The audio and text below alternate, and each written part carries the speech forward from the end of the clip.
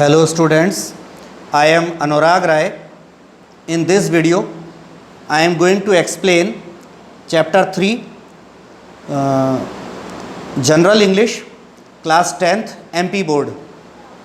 The name of the chapter is Salutation to the Nation. It means in Hindi, राष्ट्र को सलाम, देश को सलाम। ये जो चैप्टर है ये हमारे देश के 3 महान क्रांतिकारियों जिन्हें पूरा देश भली भांति जानता है, भगत सिंह, सुखदेव, राजगुरु, जो कि अंग्रेज़ों के ख़िलाफ़ लड़ते लड़ते हमारे देश को अंग्रेज़ों से आज़ाद कराने के उद्देश्य से जो क्रांतिकारी बने थे और अंग्रेज़ों के ख़िलाफ़ जिन्होंने क्रांति का बिगुल बजाया था, इन 3 क्रांतिकारियों भगत सिंह, सुखदेव और राजगुरु के जीवन पर आधारित ये अध्याय है। तो we will start the thorough translation of the chapter from English to Hindi. So the chapter starts from here. Bhagat Singh was busy reading the biography of Lenin. Bhagat Singh Lenin की बायोग्राफी, जीवनी पढ़ने में व्यस्त था। In fact he had just read a few pages when the door of the dungeon opened and let in a jail officer. वास्तव में अभी भगत सिंह ने कुछ ही पेज पढ़े थे कि तभी जेल की उसकी काल कोठरी का दरवाज़ा खुला और जेल का एक अधिकारी उस काल कोठरी के अंदर आया। Sardar ji, please be ready, we have been ordered to carry out the execution, said the officer. उस अधिकारी ने भगत सिंह से कहा कि सरदार जी कृपया जल्दी तैयार हो जाइए, हमें फांसी देने के आदेश दे दिए गए हैं। फांसी देने के आदेश मतलब भगत सिंह, सुखदेव और राजगुरु को ही अंग्रेज़ों के द्वारा फांसी दी जाने वाली थी। तो उसने जेल के अधिकारी ने कहा कि हमें फांसी के आदेश दे दिए गए हैं। Bhagat Singh was reading the book. He told the officer without raising his eyes from the book, wait, one revolutionary is meeting another revolutionary. Bhagat Singh किताब को पढ़ने में व्यस्त था। भगत सिंह ने अपनी आंखें उस ऑफिसर की ओर उठाए बिना ही, उस अधिकारी की ओर देखे बिना ही भगत सिंह ने कहा, ज़रा रुको, अभी एक क्रांतिकारी दूसरे क्रांतिकारी से मिल रहा है। इसका आशय क्या था कि भगत सिंह एक और क्रांतिकारी लेनिन की बायोग्राफी को बुक में पढ़ रहा था। इसलिए भगत सिंह ने कहा कि एक क्रांतिकारी दूसरे क्रांतिकारी से मिल रहा है। The officer was stunned by the tone of Bhagat Singh's voice and stood still. वो जेल का अधिकारी भगत सिंह की उस आवाज़ से और भगत सिंह की आवाज़ में जो टोन थी उससे स्तब्ध रह गया और स्थिर खड़ा रह गया। Bhagat Singh resumed reading the book. All of a sudden he hurled the book in the air, stood forth and said, let's go. Bhagat Singh ने किताब को फिर से पढ़ना जारी रखा। फिर अचानक ही भगत सिंह ने उस किताब को हवा में उछाल दिया और तुरंत उठ खड़ा हुआ और जेल के अधिकारी से बोला, चलो चलते हैं। Rajguru and Sukhdev also came out of their cells. They had refused to get their faces covered, wear the cap and get handcuffed. Rajguru और सुखदेव भी अपनी अपनी काल कोठरियों से बाहर निकल आए थे। उन्होंने अपने चेहरों को ढकने से, टोपियां पहनने से और हथकड़ियाँ हाथों में और पैरों में बेड़ियाँ लगाए जाने से इनकार कर दिया था। मतलब उनका जेल अधिकारियों से ऐसा निवेदन था कि उन्हें बिना हथकड़ियाँ, बिना बेड़ियाँ लगाए, बिना चेहरा ढके ही फांसी के तख्ते पर ले जाया जाए।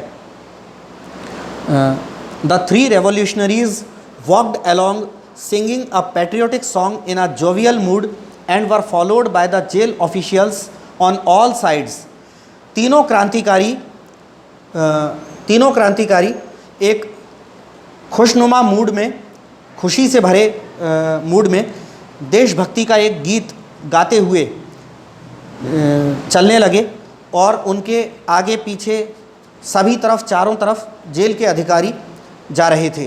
A huge crowd had assembled at the gate consisting of photographers, reporters, the public and the members of Bhagat Singh's family.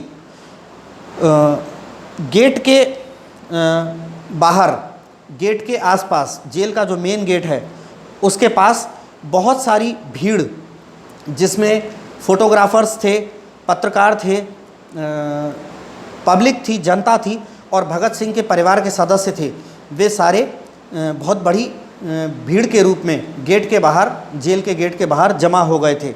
The crowd was becoming unmanageable. Loud slogans were being raised both inside and outside the jail.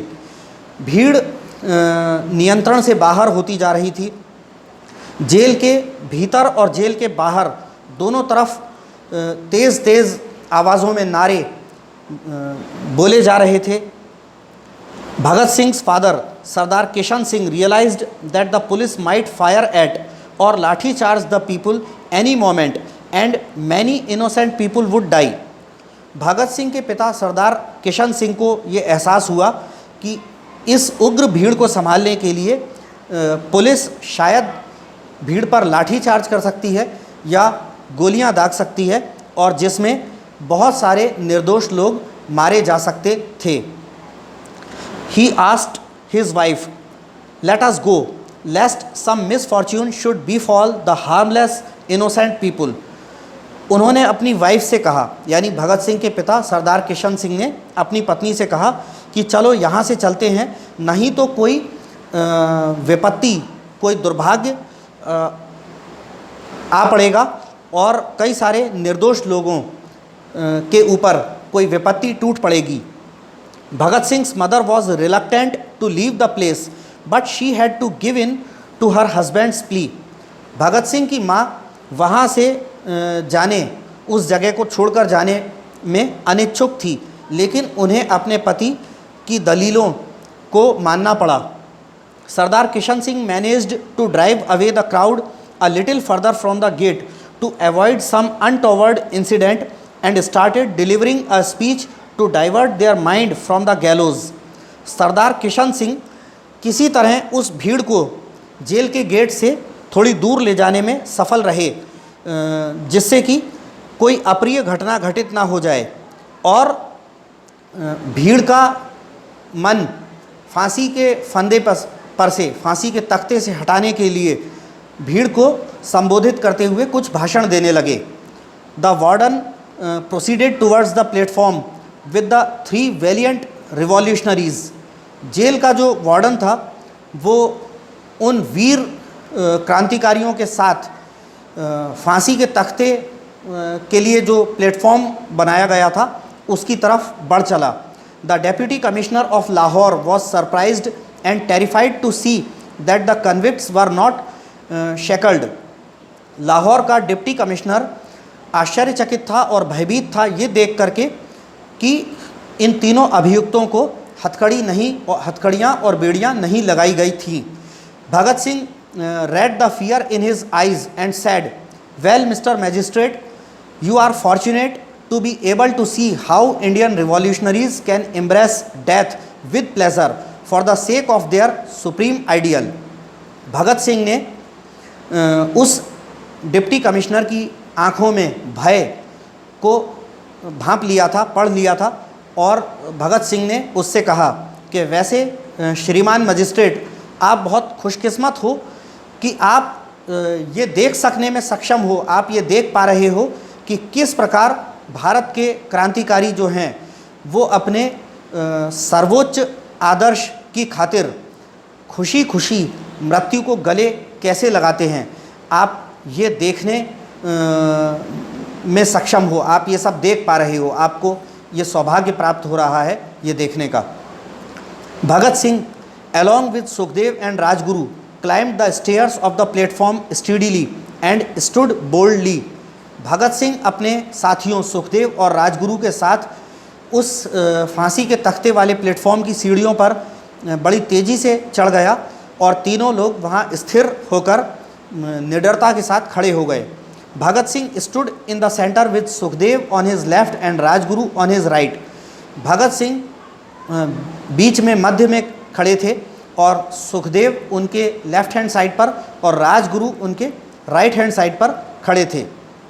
They raised the slogan इनकलाब जिंदाबाद साम्राज्यवाद मुर्दाबाद in a loud clear and distinct voice, pulled the hangman's rope, kissed it and put it round their necks. वो ज़ोर ज़ोर से इनकलाब जिंदाबाद साम्राज्यवाद मुर्दाबाद के नारे लगा रहे थे, स्पष्ट साफ आवाज़ में।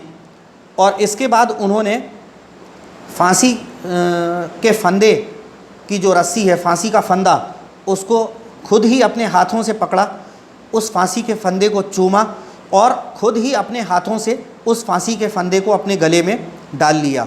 भगत Singh told the hangman, now you may set it right if you please. Bhagat Singh ने फांसी देने वाले जल्लाद से कहा कि अगर तुम चाहो तो ये फंदा ठीक तरीके से लग गया है कि नहीं, तुम इसको सेट कर सकते हो। The hangman who must have been a very tough man was moved to the core of his heart.